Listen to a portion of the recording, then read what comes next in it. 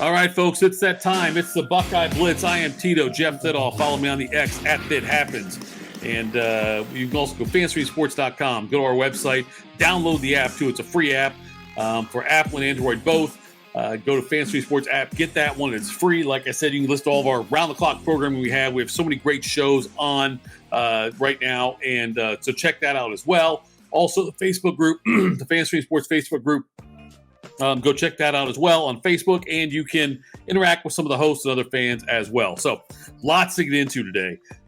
We are up Fantasy Sports. We're powered by DSP Media, but we are on Fantasy Sports right now, Buckeye Blitz. All right. The football team deserved a bye after that win over Notre Dame. What a great win for the Buckeyes there. As far as getting this touchdown there at the very end. Nice win for Ryan Day. And I know there was a lot of stuff being said by Lou Holtz before the game, Lou Holtz after the game, Desmond Howard after the game, Brady Quinn, all these guys piling on Ryan Day about what he said, how he first said, where's Lou Holtz now is kind of what he said after the game ended. So Lou Holtz made some stupid comments questioning Ohio State's toughness, and Ryan Day responded. And then Holtz, Brady Quinn and Desmond Howard both were defending, hey, why go after Lou Holtz? Well, why did Lou Holtz go after Ohio State? Why did Lou Holtz go after the Ohio State football team's toughness? That's the part that bothers me. Brady Quinn and Desmond Howard both defended this and said, hey, you know what? It's for TV. Well, if it's for TV, then don't tell me it's factual, because Lou Holtz said some dumb stuff. He said Ryan Day was 0-2 against Michigan. Not true. 1-2 and would have been 2-2, but Michigan wussed out of the game during the COVID year. So nonetheless, okay, let's move on from that. Ohio State now on Saturday, homecoming game. They take on Maryland. It's the big noon kickoff on Fox, and the Buckeyes are playing undefeated Maryland.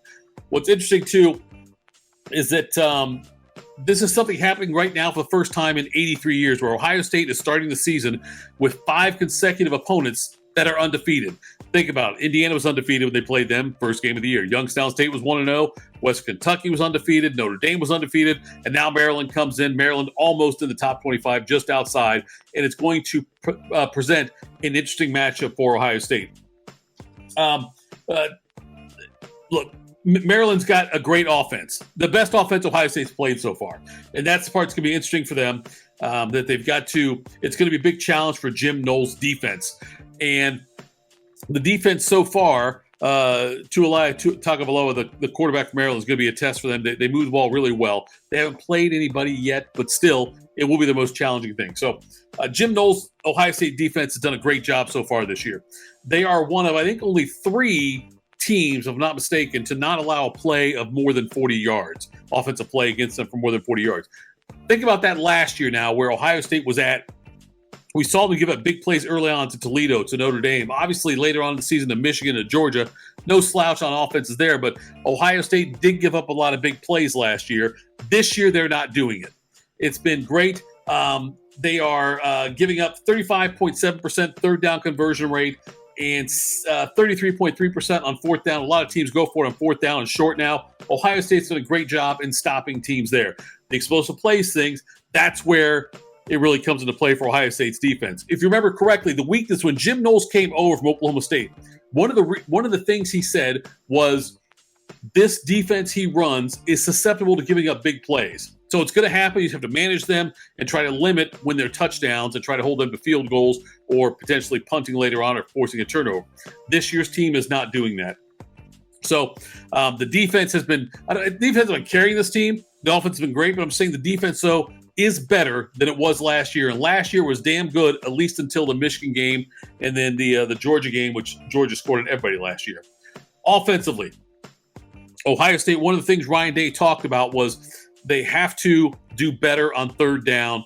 And when it's 3rd and 2 or less, the Buckeyes are only 5 of 11 converting third downs. Now, 11 times in 4 games where they have only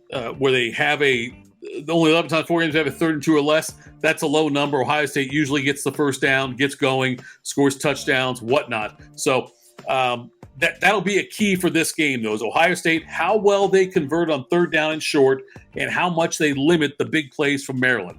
Maryland's going to try to throw the ball a lot. Like I say, Tagovailoa is a great quarterback for them and a tremendous weapon. Maryland's got great receivers as well. So, look, it's not going to be a walk in the park. But Ohio State's defense will be tested more on Saturday than they've been tested so far this year in any game. That includes Western Kentucky. That obviously includes Notre Dame as well. They'll be tested more by Maryland. Luckily, the game's in the Horseshoe. Noon kickoff. Can't wait to see what happens there. There will be some other recruiting news, by the way. Ohio State, the number 43rd best receiver in the class, DZ Jones, a 6 foot, 180-pound guy from New Jersey. They've offered him a scholarship from the class of 2025, and we'll see what happens with that. Heartline usually gets the guys he wants, and so I'm anxious to see what happens there. What else have we got? Nathaniel Marshall, who's the number 88 player nationally in the 2025 class. He's got Ohio State listed among the ones that he is considering as far as where he's going to head next. So that's good for him. Defensive lineman, he's 6'4", again, 265. He's a beast. He's really good. Also, 4-star Reggie Powers. He committed to Michigan State before. He's from Centerville, Ohio. He is someone else who is on Ohio State's radar. He decommitted from Michigan State, class of 2024. All the drama going on at Michigan State, you're going to see more guys decommit as well. But Reggie Powers, a 4-star safety, he has decommitted from them. And so he is the 36th best safety in the class, according to 24/7 Sports, and the number 396 player nationally. Not quite the level of player Ohio State normally goes after, but nonetheless, it'd be a good get if Ohio State can grab him. We'll keep an eye on that one as well. All right, other big news from the Big Ten in football. Yesterday, Thursday, I should say. This is Friday. I'm recording this. On Thursday, the Big Ten came out with their non-conference opponents, their conference opponents for the next 5 years, 2024 to 2028, when the Big Ten expands by adding USC and adding UCLA, Washington, and Oregon. So the opponents the next 5 years, 2024, Ohio State's home opponents are going to be, it's all Big Ten schools, traditional Big Ten schools, I should say, except for one. But in 2024, they get Indiana, Iowa, Michigan, Nebraska, and Purdue at home. On the road, Michigan State, Northwestern, at Penn State, at Oregon. What you're going to see, the theme on this, as I go through these years, 2024 to 2028, you're going to see Ohio State's facing a much tougher schedule than they have in years past, just because adding these schools in makes it, there's more opportunities for Ohio State to have to play tough opponents at home and on the road. So 2024, Michigan's home, and also on the road, you got Oregon and Penn State. Then we get to 2025. And right now, as it stands, Ohio State is scheduled to host Texas in 2025. Among the other schools they'll host, Minnesota, Penn State, Rutgers, UCLA. So UCLA and Texas, both here in Columbus. On the road, Ohio State's going to have to face Illinois, Michigan, Purdue, Washington, and Wisconsin. So you're looking at a much tougher road schedule at Washington, at Wisconsin, at Michigan. Not an easy trail. Not to mention home against Texas, home against UCLA. 2025 is going to be tough.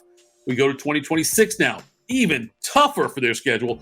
They are hosting Illinois, Maryland, Michigan, Northwestern, and Oregon. Michigan and Oregon, the two big ones at home in 2026. On the road, they are at Texas in a non-conference game, at Indiana, at Iowa, at Nebraska, at USC. So 2026, and this is what I love about the new 12-team CFP and the expanded Big Ten. 2026's schedule includes Michigan here, Oregon here, at Texas, at USC. That's going to be a really tough schedule for Ohio State. Now look at 2027. Hold my beer. Alabama at home. Michigan State at home. Purdue, Nebraska, USC. Alabama and USC. 2027, both in Columbus. On the road, they got to play at Michigan, at Minnesota, at Northwestern, at Rutgers, at Oregon. The 2027 schedule of Alabama and USC here, Michigan and Oregon on the road. 2028, Michigan's here, Washington's here, Wisconsin's here in 28. But they play at Alabama, at Penn State, at UCLA. So this is one of the great things about this new 12-team CFP is you can absorb a loss or two and still get in. So can't wait for the schedule to come out. I don't know if Ohio State's going to stay, if the Big Ten will stay at 18 teams. I'm glad they came out with this, though. The only rival they have every year is still Michigan, but Penn State's on the schedule a couple years. And so the Buckeyes, though, it'll be a lot of fun to see how they do against these teams. Again, I've said this before. I think we are done seeing undefeated teams in college football just because of how tough. Adding Texas and Oklahoma over to the SEC is going to make it tougher, even tougher to go undefeated in the SEC. Same thing in the Big Ten when you had USC and Oregon. and even Washington, UCLA, a couple of sneaky good teams. And you've got a lot of, in addition to having, Michigan and having Penn State, having Wisconsin now with Luke Fickell, having Nebraska with Matt Rule, it's a much tougher Big Ten than it was a couple of years ago. Let's transition to basketball.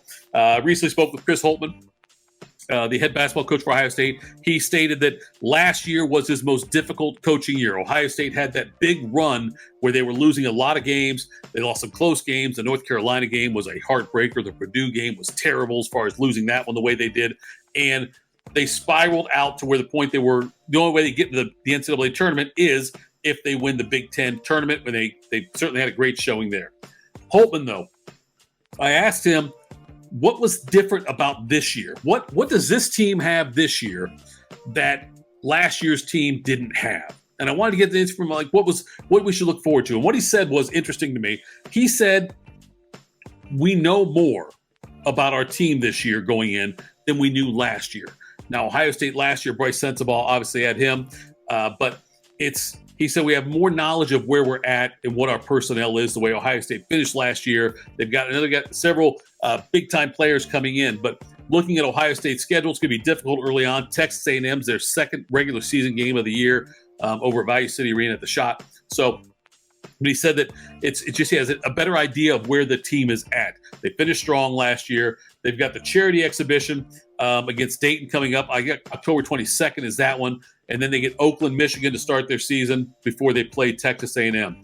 The preseason power rankings that came out from On3 has Ohio State as the fourth best team in the Big Ten this year behind Michigan State, Purdue, and Illinois, ahead of Wisconsin, Maryland, Indiana going there. So I think that the Buckeyes are going to be a big, national NCAA tournament team this year. I do believe that. I think Holtmann's got them going in the right direction.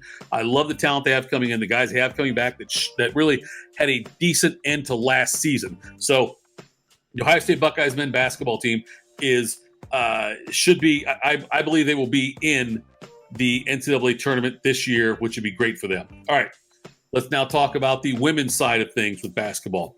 And they are second according to the media poll that went out.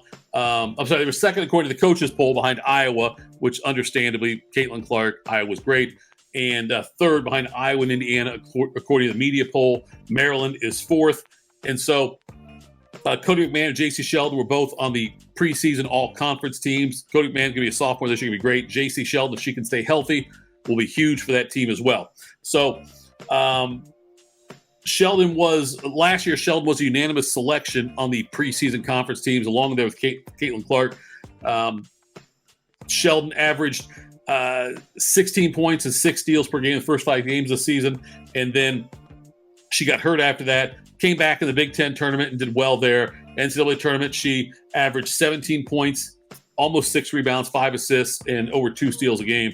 And she hit that game-winning shot against North Carolina in the NCAA tournament. So you've got Cody McMahon, you got J.C. Sheldon there. You also are adding in Taylor Theory, who came from Duke, Texas before that, but she was a National Defensive Player of the Year finalist and also the ACC Defensive Player of the Year. This Ohio State team with Coach Kevin McGuff is going to be scary this year. They are a number 1 seed in the most recent bracketology that came out on ESPN, and so it's going to be a fun season for them, and they're going to play 40 minutes of hell. It's the old Nolan Richardson, Arkansas style of defense. They're going to press, and they're going to make teams uncomfortable. Can't wait to watch this team. I'm telling you, if you haven't been to an Ohio State women's basketball game, go check them out this year. You will be thoroughly entertained. They're fun to watch. They play well together as a team. Cody McMahon is a generational talent for Ohio State. She's only going to get better, and she was great last year as a freshman. So you got to watch that with Ohio State, the women's team. They are going to their home opener is against Indiana University, Purdue University, Indianapolis, Ooey Pooey we call them. They also play Boston College. They've got UCLA this year. That game will be on FS1. That game is on Monday, December 18th. So the Ohio State women's basketball schedule, it's going to be a tough schedule. They're playing at Tennessee this year. I know Tennessee is not the Pat Summitt level Tennessee they were at, but nonetheless, going to play in Knoxville is a tough tough game. Tennessee will be a quality opponent. Ohio State's got they play USC this year also out Las Vegas. This Ohio State women's team, Kevin McGuff, has set them up to play a tough schedule to get ready for the postseason. And like I said, they should be a number one seed, get to host a couple of games, should have an easy road into the Sweet 16. We'll get Kevin McGuff's thoughts on this later on, though. But that's where the women's basketball team is right now. They will also play on December 30th, by the way, at Michigan. That will be a noon game on Fox. Can't wait to watch this women's team. I'm telling you, they're a lot of fun. All right, a lot of information there. I will close out with this. Ohio State, Maryland. I think Ohio State wins by at least 20 points on Saturday. It'll be like, I think Ryan Day wants to send a message when he's playing these Big Ten teams now. He's got this passion and fire now that maybe we haven't seen in the general public before. He's had it behind the scenes, but he certainly is fired up about this team this year. And I think he is going to have a checklist of what he wants to do. I see a 20-point win here. I think Ohio State's going to have the foot to the gas pedal the entire time. Maryland will be a tough matchup for Ohio State, but I think the Buckeyes will get to a point where they'll be ahead by so much that they know what Maryland's going to be able to do, and they will be able to stop them. So can't wait to see the defense playing on Saturday against Maryland. Again, noon kickoff for that one. And then after that, Ohio State's got Purdue, and that game will be a Peacock game only, and the Buckeyes play them. That's it for today's Buckeye Blitz. Thanks so much for spending time with me here. Follow me on the X. I am at FitHappens. There is where you can follow me.